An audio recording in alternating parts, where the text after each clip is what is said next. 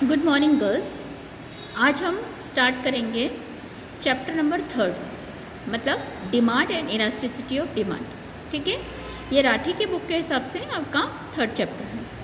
अब इसमें क्या है, अगर हिंदी की बात करें तो मांग एवं मांग की लोच है ना, कि हमारी डिमांड में कितनी लोच है। ठीक है, उसके बारे में हम बात करेंगे।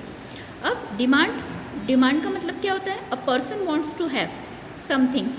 किसी भी पर्सन को किसी भी वस्तु की आवश्यकता होती है तो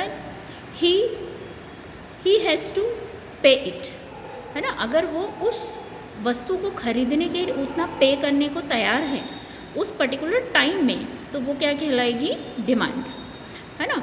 मांग के लिए क्या है कि एक उपभोक्ता के पास में साधन और साथ में व्यय करने की तत्परता भी होनी चाहिए, मतलब उसमें मन में इच्छा होनी चाहिए कि भाई इस वस्तु को मैं इस कीमत पर भी लेने को तैयार हूँ।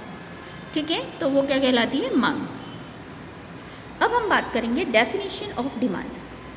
ठीक है, डिमांड की डेफिनेशन क्या है? जे.एस. मिल ने कहा है कि we must mean by the word demand, है ना। डिमांड के अकॉर्डिंगली हम क्या है? Quantity of demand and remember that not fixed quantity. एक फिक्स क्वांटिटी के अकॉर्डिंगली हम जनरल जो वैल्यू है उसको हम कितना पे करते हैं।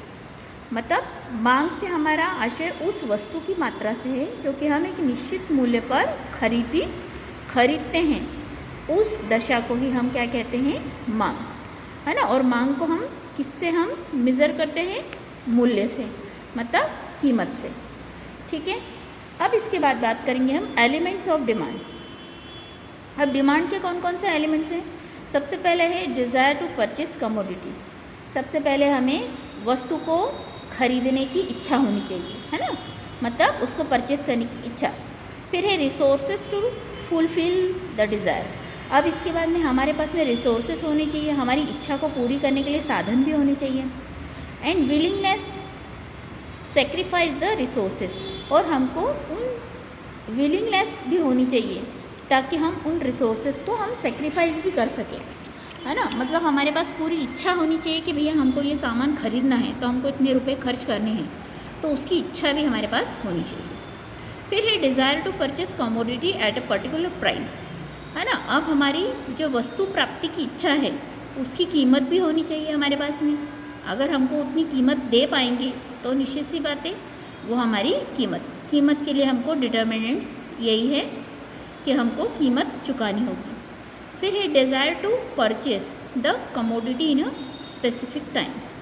अब मांग का संबंध क्या होगा? किसी स्पेसिफिक टाइम से होगा। जैसे अभी आपको भूख लगी है तो मतलब क्या लगेगा? आपको खाना लगेगा, या कोई भी खाने की वस्तु। बाद में खाना खाने के बाद में अगर कोई खाने की वस्तु दी जाए तो वो आप नहीं खा पाएंगे, तो क्या होगी?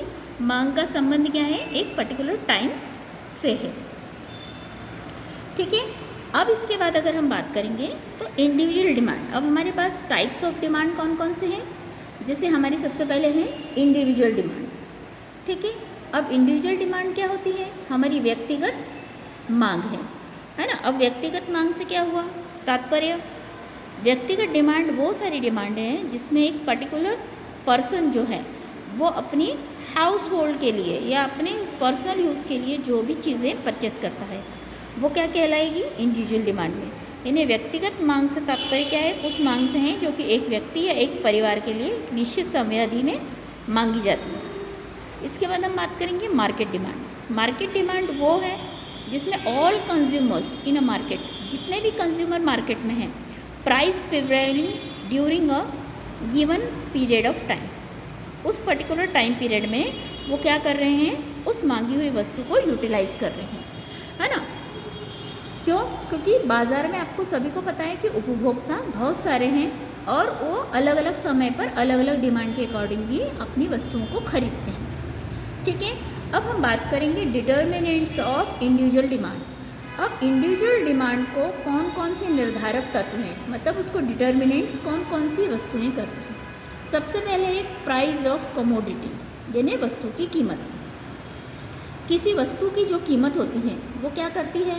उस पर्टिकुलर उस कमोडिटी को क्या करती है? हमको बताती है कि उस सेम क्वांटिटी उस सेम डिमांड में हम कौन सी वस्तु खरीद रहे हैं, है ना। मतलब वस्तु की कीमत क्या है, सबसे अधिक प्रभाव पड़ता है। अगर वही कीमत कम में हमको मिल जाएगी तो निश्चित सी बात है हम उस वस्तु को खरीदेंगे। मतलब कीमत के बढ़ने पर मांग कम होती है और कीमत घटने पर मांग में वृद्धि हो जाती है ना, मांग बढ़ जाती है। देन सेकंड पॉइंट है price of related goods, PR, है ना। अब हमारे पास में वस्तु की क्या है, कीमत, है ना, वो भी वस्तु भी हमारे लिए इम्पोर्टेंट रखती हैं, ठीक है।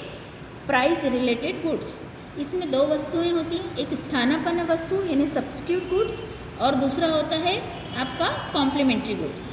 अब स्थानापन्न वस्तु का मतलब क्या हुआ, जिसमें हम किसी अन्य वस्तु के स्थान पर हम दूसरी वस्तु को यूटिलाइज कर सकते हैं। जैसे चाय की पीने की इच्छा है आपकी, तो आप चाय की जगह कॉफ़ी पी सकते हैं, तो ये क्या हो गई, स्थानापन्न वस्तु। और पूरक वस्तुएं या कॉम्प्लीमेंट्री गुड्स वो हैं जो कि हमको कॉम्प्लीमेंट्री के रूप में दूसरी वस्तु लगती ही है, ठीक है। जैसे पेट्रोल के साथ गाड़ी है ना, पेन के साथ इंक है, ये सब चीज़ें कॉम्प्लीमेंट्री में आती हैं, ठीक है। फिर है कंज्यूमर इनकम, है ना। अब उपभोक्ता की आय, है ना, अगर उपभोक्ता की आय कम है तो निश्चित सी बात है वो कम कीमत की वस्तु, उसकी क्रय शक्ति कम होगी, है ना। फिर अगर वस्तु कंज्यूमर की इनकम अच्छी है तो उसकी क्रय शक्ति ज़्यादा होगी। देन टेस्ट एंड प्रेफरेंसेस, उसका रुचि और प्राथमिकताएं भी हैं।